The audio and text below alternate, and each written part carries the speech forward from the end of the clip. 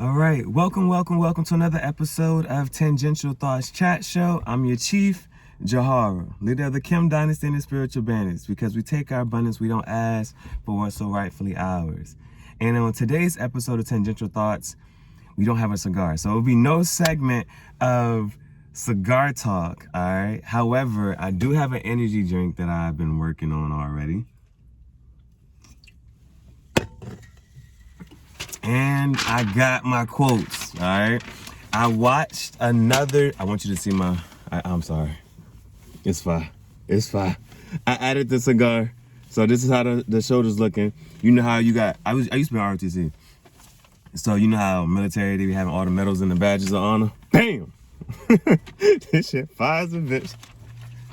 Okay, so now we're on episode 4 of Peaky Blinders season 2. So season 2, episode 4 of Peaky Blinders, the quotes, my reactions, my responses to it. And so, yeah, I don't have a cigar, but I do got a candle. And I made some visuals yesterday with the candle. And so the thing about this is my friend's candle. Her business is called Scentscape. The scent is called Sweater Weather. And I've had this candle for over maybe 2 years. You know what I'm saying? I just never burnt it. And I actually have like 4 candles in the car with me.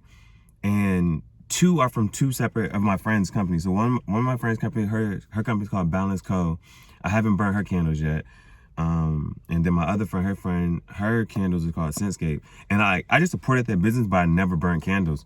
But today I'll be burning this candle. And I really, first of all, I'm super proud of her. Because it's like clean. The packaging is nice. The fragrance is called Sweater Weather. I love that. Then it was super interesting when I first bought them. I haven't used it yet. This is how important things are to me. 222 on the timer.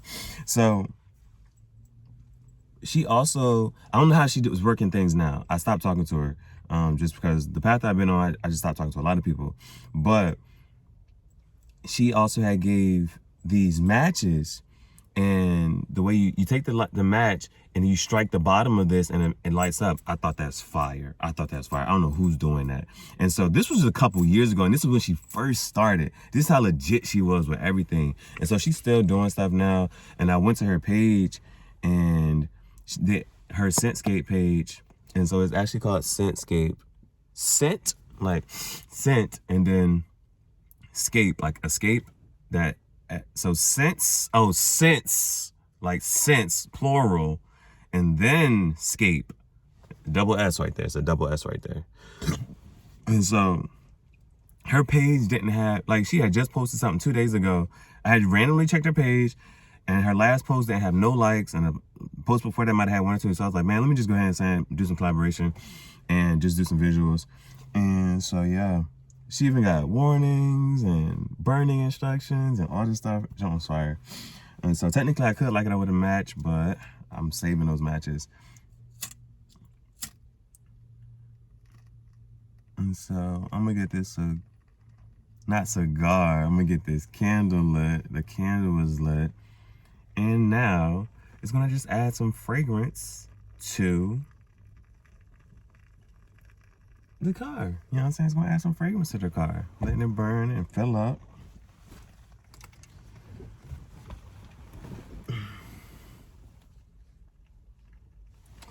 Gotta be very careful, but I'm gonna let it sit right here.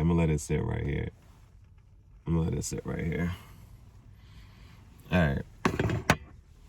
And we are going to read season 2, episode 4 of Peaky Blinders, quotes and reactions. Okay. First one. All right, they're asking him to go ahead and complete this mission, take on this task. He says, why him? And then the girl asked him, did you ask why in France? And whenever they say something about that, that means they're talking about the war. Like, did you ask why you had to do certain things when you was doing the war? He's like, yeah. And then the guy was like, it's the same answer. because. So it's like, why do you want me to go ahead and do, you know what I'm saying, whack this guy? Because. And it's that, because I said so, because I told you to. There's no reason why. Just go out here and do it.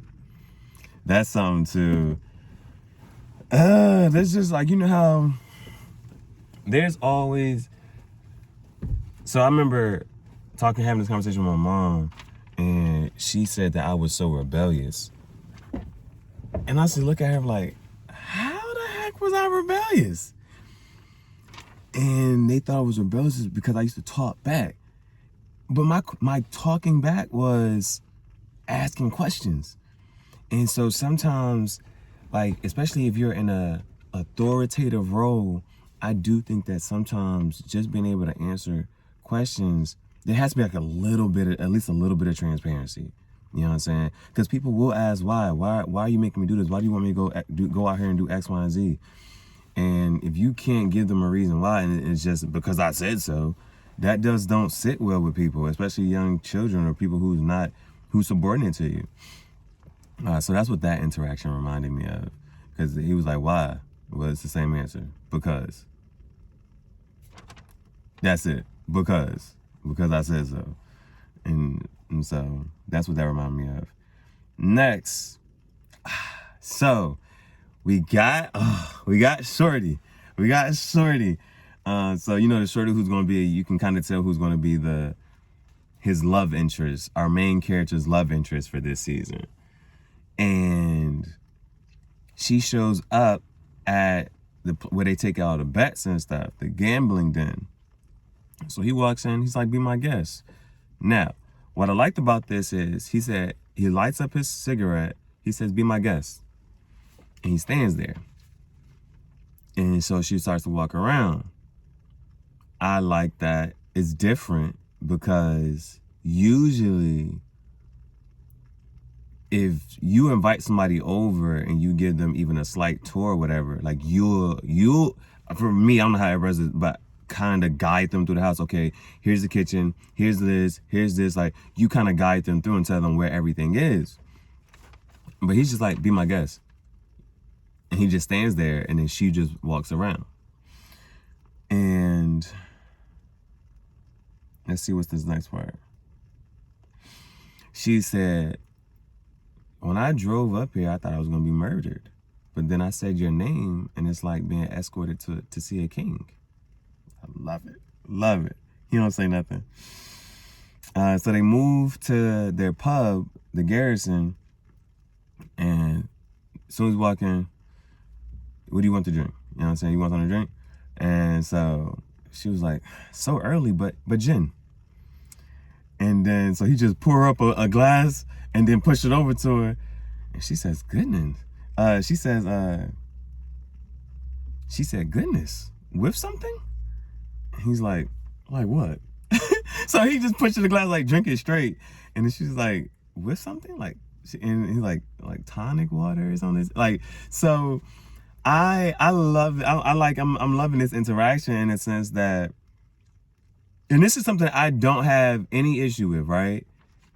If a woman wants to be courted in a certain way, she's gonna say certain things to make sure that you court her or whatever she's accustomed to. Like, so he just poured her a glass, like, and just pushed the liquor over to her. She like, goodness, with something? Like, she's rich, you know what I'm saying? She come from a different class and she's used to being treated a certain way. So she's like, with something? And he's like what? And she's like, tonic water? And he gets it for her. Well, he's like, we got this and this, that, there, boom, boom. But I like the fact that, that's okay. You know what I'm saying? Teaching a man how you want to be treated. And so she, in the moment, she's not breaking frame in the sense of like, you know, I'm used to getting treated, and just because I'm over here doesn't mean I'm gonna be treated differently. And she was like, can I make sure I get boom, boom, boom? Like, but she, you know what I'm saying? She still wants you to be a man. She still wants to be catered to in a certain way. So I like that. Now he does get he comes at it straight. He says, do you wanna, okay, you mind if I'm gonna talk, you know what I'm saying? Let me talk straight too. He says, do you wanna fuck me? And he said, perhaps I represent something to you. And he said, we should have this convo. We should have this conversation before the booze starts talking for us. Now, she's maintaining her womanly composure. And she's like, is that what you say to women? He said, only if I don't know what they want. And she said, well, what if they don't want to fuck you? He said, then life is simpler. She said, you want a simple life? He said, do I look like a man that wants a simple life? I love this whole exchange and this whole interaction. Because in the last season with the last girl, she kind of had to be coached. Or she wanted to do certain things, or like she comes from a different background, it's in that third, boom, boom, boom. But what I really do enjoy about this woman is, I just saw 1111 on that timer too.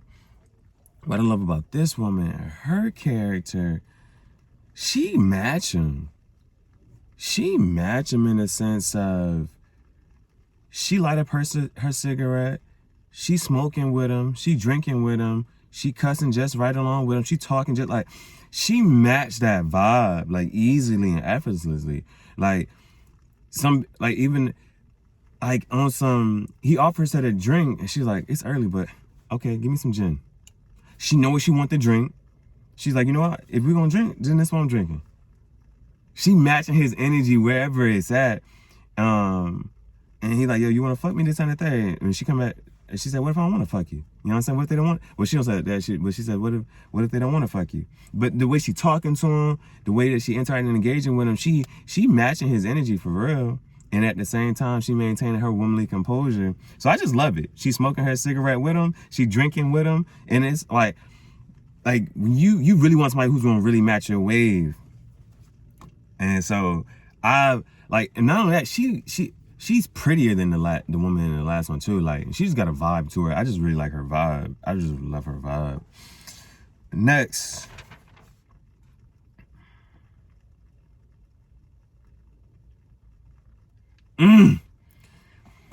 Now, I am not wearing a watch. The concept of time does not exist for me. You know what I'm saying? However, I do remember when I was younger, I don't know why, you know what I'm saying? But you know, you go on this path and you be wanting your, how do I say, you be wanting, you know how you just want certain things? And there's no reason behind it. You just like, I just want this. But as you're in the path of like past life regression and and learning about your past lives and stuff, like who you were in a past life, you like, why am I attracted to certain things? I used to always want a pocket watch. I don't know why. Like, even if I show you one of my jackets, it's no pocket watch, but it's like a chain. And I at least put the chain on the jump because that's what it's supposed to represent. A pocket watch is there, like it's supposed to be. But I've always liked those top coats and things like that. So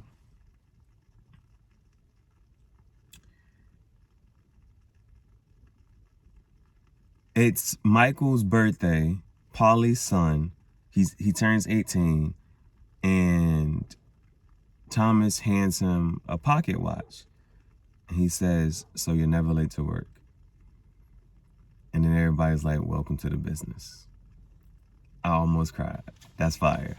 That's fire as shit. That's fire as shit. That's fire. They hand this boy a pocket watch, and it's like, welcome to the business. I love it. I love that. The next thing I wrote down, the boy was talking to Tommy. He was like, Tommy, you ain't been with, you ain't married, this and that, boom, boom, boom. He said, I got a fine cousin who make your life hell. I don't know why, but people understand it as general consensus that they be like, that women be stressing men out.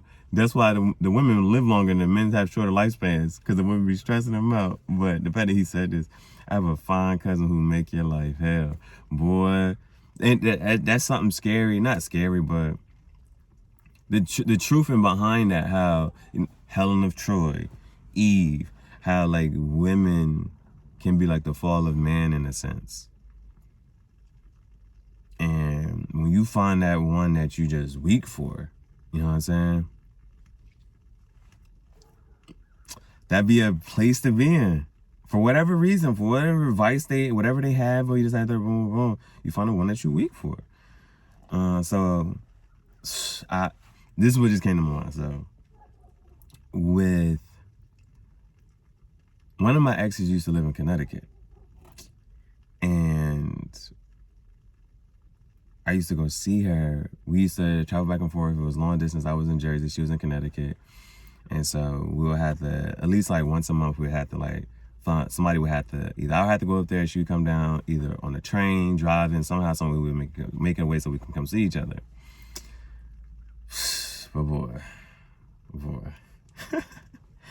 I knew I had been so weak and there was nothing I could do about it. I think there was one time, and it might have been like, you know how a quickie ain't really supposed to be a quickie inside that room, whatever.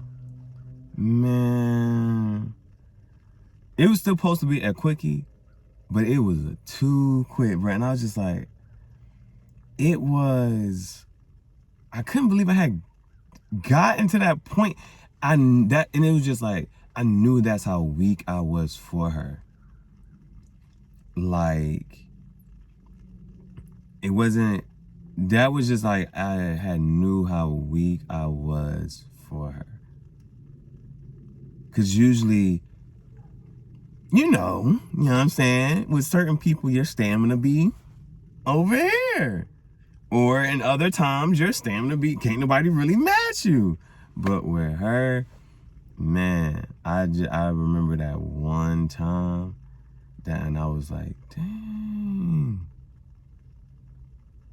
Or because like even usually like you can keep going or you find it, but it wasn't nothing. It was like I was done. Like it was. I'm trying to say how I can explain this so that it's not too boring.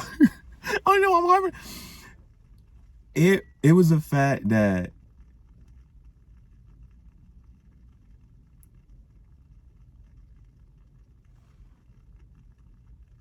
usually you can keep going. Mind you, I already told you that it was a quickie. It was supposed to be a quickie.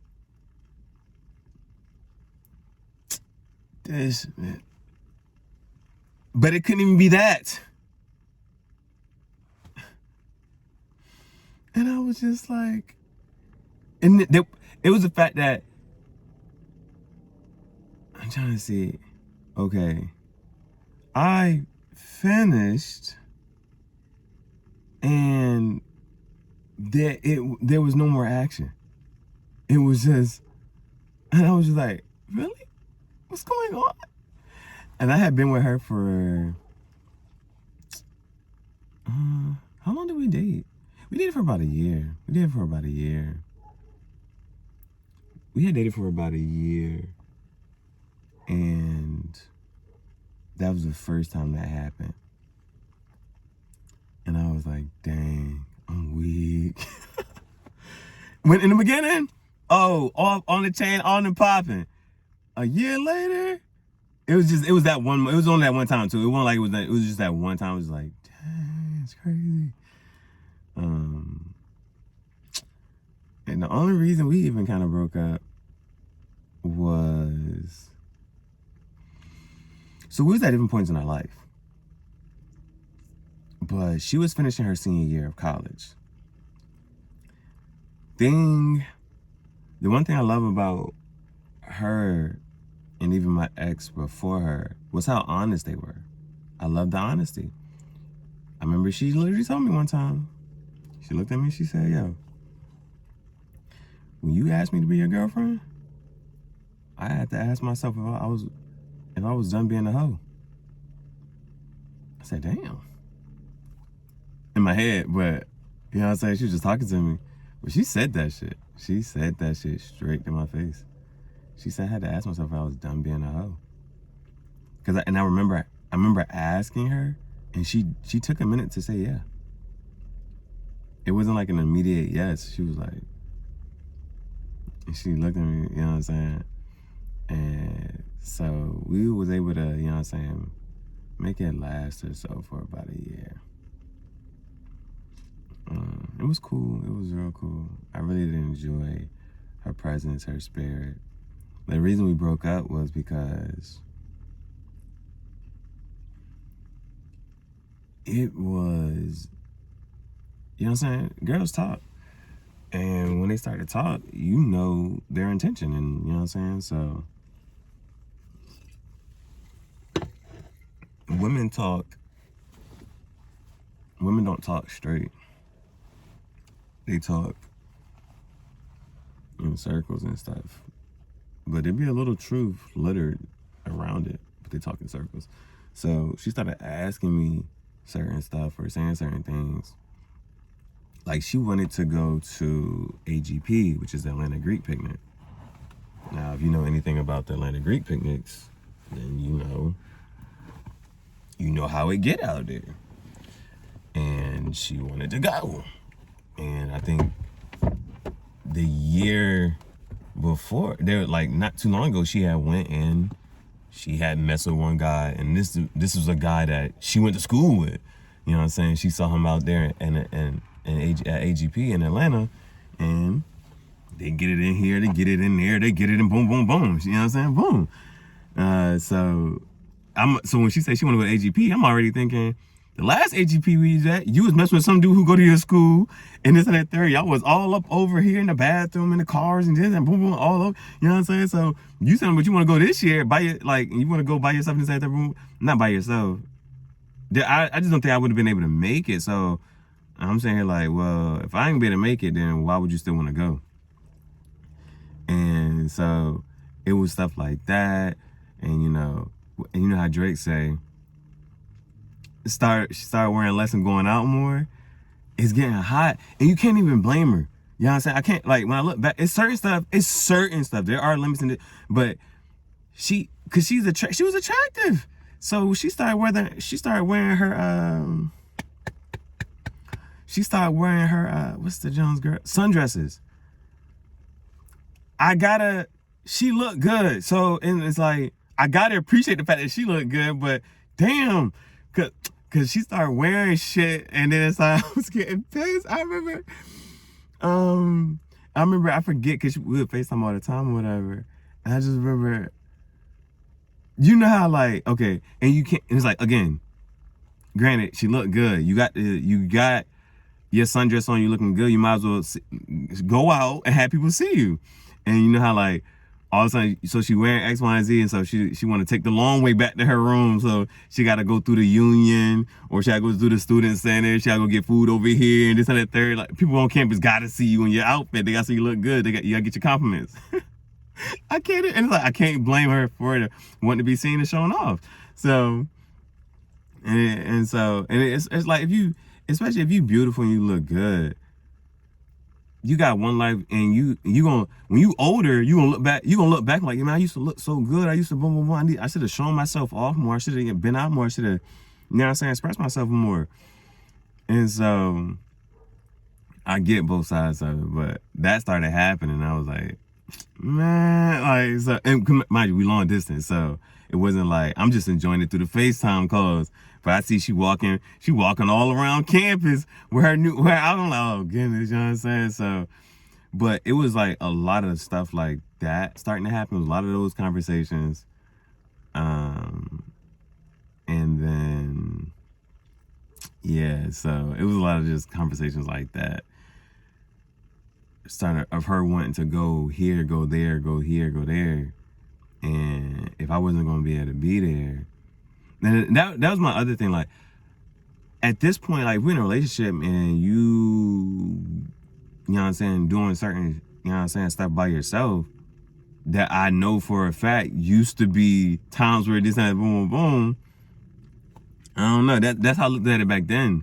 And I think it was parts of my frustration came from like, yo, like, okay, if I'm saying that I can't make it to X, Y, and Z, why can't it just be me and you go do something else or do something different? And so, yeah, those are just, and so it was like a lot of that, and then so all of that, and then the fight with being long distance. I forget what the very last straw was, but there was some, and I just ended up blocking her. And after I blocked her, I just stopped talking to her. I don't know. That's how, you know what I'm saying? The old saying, once you had enough, you had enough. That's how I be with people. You know what I'm saying? Like, all right, I ain't even. Like, once you get hurt enough and once you got enough evidence, you be like, I'm good. I'm good. You don't want nothing, though. I'm good. Like, I don't care about this. I don't care about that. It's just stay with me. I ain't trying to hear from you. Just I'm type. That's how I really be with a lot. That's how I be with a lot of people. Like, yeah, I'm good. Like, I'm good off of you. Like, I'm okay. I like because there's an alternate timeline in which me and her kind of stuck it out. Like, I think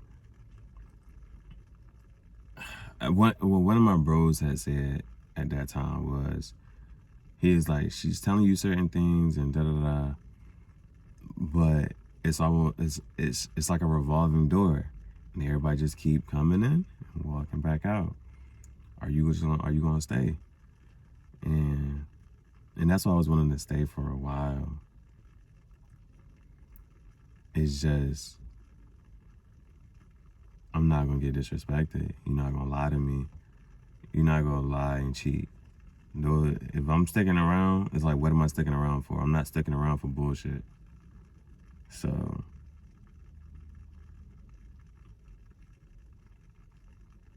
but I do know that I look back on her.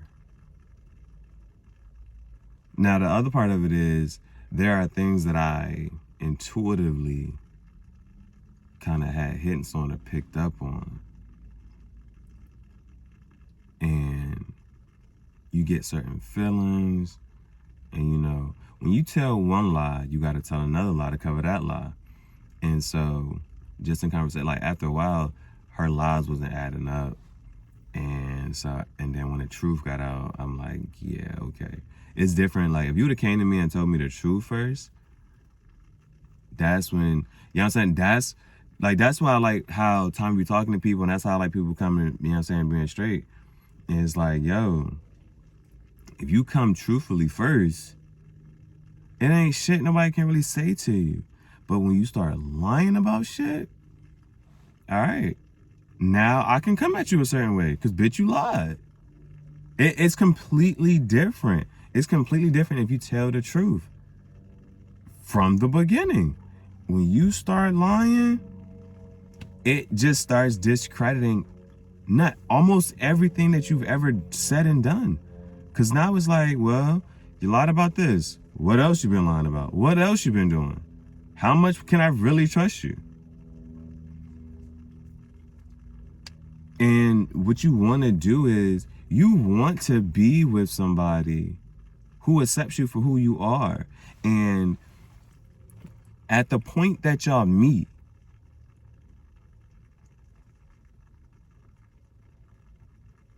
whatever that attraction is in the beginning, right? That person has to understand that, okay, everything before then, up until the point we met, is who I'm looking at now. And so, it's okay to tell the truth right now, because I'm attracted to you right now as I met you. And that means you've done X, Y, and Z. So tell the truth now. And that's in the beginning. Now, if in the beginning you start to leave stuff out and you start lying, and then, because I think the backwards logic is that, oh, you know, I'm gonna trap this person first, and then I'm gonna tell them the truth about who I am and what I do. I'm gonna get them so attached to me first, and then I'm gonna just tell them, oh, you know, boom, boom, boom. This is who I really am. This is what I really do. And then you think that they're gonna stick around. Bitch, hell no, fuck that shit. Get the fuck out of here. That's not what I signed up for. All right, boy, let me keep going because I'm almost done with this. Now, business is booming. And Tommy trying to be cool about this and that third, boom, boom, boom, cause everybody, cause you gotta be mindful how what questions people ask you, cause what type of information you're trying to get from you. What do they really want to know from you? So the dude, you know what I'm saying? So Tommy gotta basically, he trying to be humble in such a way, like, yeah, business is okay, business is cool, you know what I'm saying? Da, da, da, blah, blah. He ain't letting it go to his head. But business is doing good. And they go to, what did they go to do? So they about to make some transports, some exports. Now, dude, like, yeah, he said, yeah, I ain't gonna be counting. If 25 becomes 24, so be it. Dude, like, I ain't good with numbers. But then he looked at him, he grabbed him on the shoulder and he said, if 23, he said, if 25 becomes 24, so be it. Dude said, I ain't really good with numbers like that, boom, boom. Tommy looked at him, he said, but if 24 becomes 23, then that's tax. And we don't pay tax. So, I like that. I like that interaction, that engagement. Then, next part I wrote down. Tommy goes to see the love interest. Now, she's training his horse. And when he pull up, he sees she got money. Like, you see how big the house is. She has a whole guest wing. There's a wing. The house has wings. So just think about that. They have a guest wing. So he says, I was just passing by. And she says, yeah, my house is 60 miles from, the main road, this, that, there, boom, boom, boom. And he said, it's just a small diversion. She said, I'm glad I'm just a small diversion. But keep going in this interaction. She says, your glass is empty. And he's like, oh, that's fine. And then she's like, you hungry? She's like, I can prepare something. I'm loving it. So he doesn't have to say anything to her. She's just picking up on social cues. I really like people who know how to cater, who know how to host, but you can kind of tell the interest she's taking into him. And so he kind of changed the conversation. He's like, do you have oil? Now, she's also a widow, so her husband had passed. She's like, yeah, I might have some oil in the, my husband might have some oil in the garage. I can get somebody to change it for. He's like, this evening or tomorrow? And so they having this whole thing. And so it's so funny because you can tell that she wants him to stay. But she's not explicitly saying, she's just like, we have a whole guest wing. You can stay here. Like, you can stay at the guest wing. It's normal for people to just stay over and this, that, there, boom, boom, boom. And you can kind of tell that she wants him to stay. She's trying to offer him more. Your glass is empty. Can I get you, want more to drink? You hungry? I can prepare something. So she's trying to cater to him. She's trying, and this and the third. But I just like that, how she picked up on social cues and that she was catering and serving to him. Then the next thing I wrote down, again, I like honesty. So the boy's like, you're using me. The boy says, yeah, come on. I like that small thing right there. He says, yeah, come on. You know what I'm saying? Like, yeah, I'm using you to go X, Y, and Z. I want you to come with me to go here. But, you know what I'm saying? I just like the honesty that people can have. You know what I'm saying? I really do appreciate that. Like, you can sit there and ask somebody that normally would kind of be a tough question that somebody might lie, something small that people will lie about. But if you can just like, yes, like, yeah, it's true. Come on, like, just go, because they were trying to go get, he's like, look, man, if I want to go over here, I'm black, so I'm going to need somebody with that last name to come with me. And he's like, you're using me. He's like, yeah, come on. You know what I'm saying? Keep smoking his jank. I like that, just like honesty. Then, boy said, I have given my word. He's like, yeah, which I know to mean He says, I have given my word. Tommy looks at him and says, which I know to be worthless. That's something. Especially coming from man to man. A man tell you that your word don't mean nothing to me. That's something.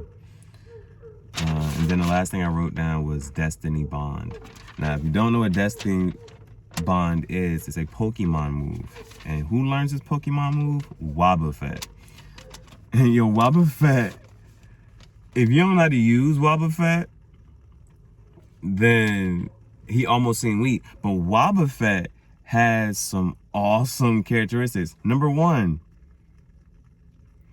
if you use Wobbuffet, there's this, it's a 4 move. This is the only 4 moves Wobbuffet needs to know. Counter, Mirror Coat, Mimic, and Destiny Bond. Wobbuffet has a ton of HP, a ton of health points. Right? That's number one. So some things about, because it's like, he's a psychic type, so it's easy to really knock out psychic types, or you use a dark type move or whatever. But Wobbuffet, for the most part, can take a lot of hits because he has high HP. Now, I remember it's old school, like Pokemon Gold, Silver. There's this thing, I never actually beat it. I've never actually done it. I've actually gotten to like, maybe like 77 wins, but the goal is you need to get to, I think, 100 wins. This is one, out of all things, like Pokemon goals, I don't think I've ever done that. I don't think I've ever been through the Battle Tower. Battle Tower is where you need to get 100 wins straight. And the way you do this is you can take breaks. You can do 7, you gotta do 7 battles at a time.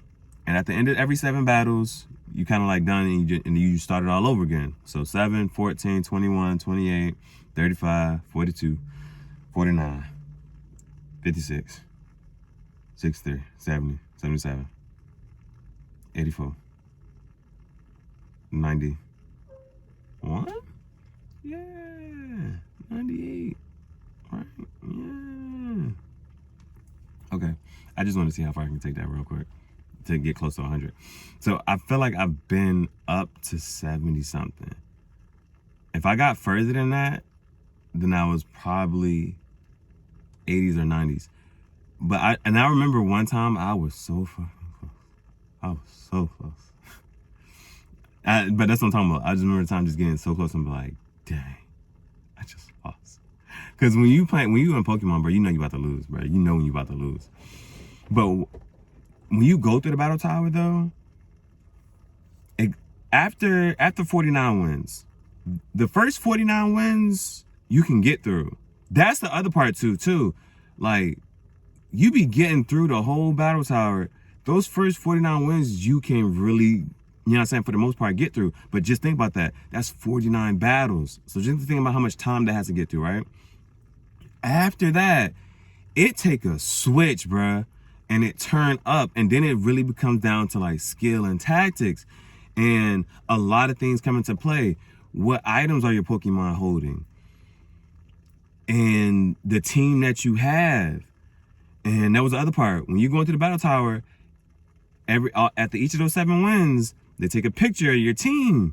Like, yeah, this is the team. This how many ribbons, how many battles they got. This is the third. This is the record. Man. This is where I learned this moveset with Wobbuffet, because as you go up, the game gets a little harder, a lot harder, clearly. The game gets a lot harder, and it really comes down to tactics. But what you'll start to learn, like, okay, this is how to use this Pokemon, this is how to use this one. And the little annoying stuff that you don't even take into account really start to play an effect. Because when you get to level 100s and you just battle all level 100s, a lot of Pokemon you can knock out in 1 or 2 moves, especially because you just know weaknesses and you know super effectives. And that's what, for the most part, when you're building your team, you want a whole bunch of being able to, doesn't matter who the hit throw in front of me, I have a move, I have a Pokemon I can use a super effective move against them. Wobbuffet. The moveset with Wobbuffet is, and I just, real quick in case if you do or don't know, with Pokemon, Mirror Coat, if somebody hits you with a special type move, and then you use Mirror Coat, it sends double the damage back to them. Counter, if they use a physical type move, then you use counter, it sends double the damage back to them. Now, the thing is, if you have mimic, you can make them repeat their move so you know whether to use mirror coat or counter. That was the tricky part. But that's something I learned from playing the game. Now is because sometimes if you use mirror coat, but they use a physical type move, it does no, you do no damage. You just wasted a turn, and all you did was just take damage. Same thing on the opposite side. If you use counter, but they use a special attack, then you did no damage and you just took damage. But if you use mimic, now mimic makes them repeat the move they just used. Now you know whether to use mirror coat or counter. And if they do a lot of damage, you send in double back. And a lot of people is not going to be able to handle that. Especially because Wobbuffet's a psychic. So if they just use a dark type move, or just in the third, or if they wasn't able to use a special, if they wasn't able to use a dark type move and they use like a fire or whatever the move type they use, you're able to, Wobbuffet has enough health points to take a hit, use mimic, and then the next time they do something, you know what to use miracle or counter. Then even the other part about this is the last move is Destiny Bond. You know, well, Wobbuffet about to go out, use Destiny Bond, and y'all go out together. Because, you know what I'm saying, Destiny Bond, boom. Wobbuffet faints, the other one faints as well. And the reason I wrote that down is because the boy, Tommy, looked at the one die, he said, if I go out, you go out. And I just want to make sure you know that. And that's why I wrote down Destiny Bond.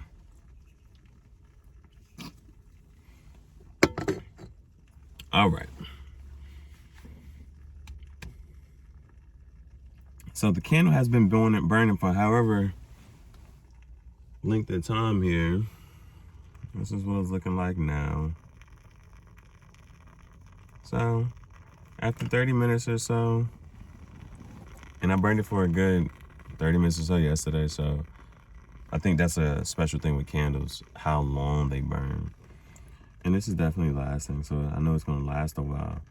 And that's sometimes you might want a taller candle, but if you know that a candle like this may be like what, 2 inches high, and it's still gonna give you a lot of burn time.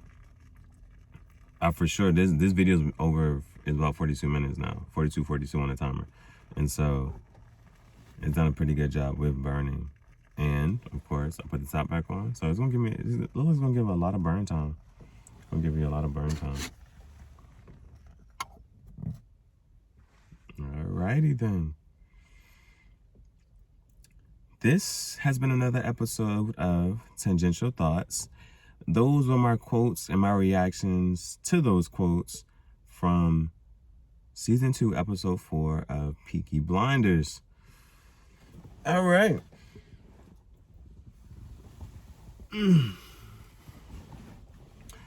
I will see you on the next episode. I'm not sure about visuals today. The only visuals, no, I don't have any. The only idea I kind of have for a visual, my pastor has one of the type of hats that they be wearing in Peaky Blinders. My pastor has one of those hats. I said in my last episode I want one of those hats, and I pull out my coat. So that's the only visual I want to make next, but it's gonna be too tough with the cigar. It's gonna be too tough with the cigar, so I'm gonna wait. I'm gonna wait for it, because I don't want those. Now I'm at a point, the visuals gotta be perfect, baby. The visuals gotta be perfect. Update though, my pansies are still alive. The flowers that I got, they're still alive. I planted them. I didn't get no topsoil or anything. I just put them in regular dirt. I just took them out, put them in regular dirt beside my pastor's mailbox. And I've been making sure I've been trying to keep up with their progress and stuff like that. So when I first got them, I look back at the picture, or I have at least had my video. And in the video, I counted how many flowers there were, and it was like 5 or so.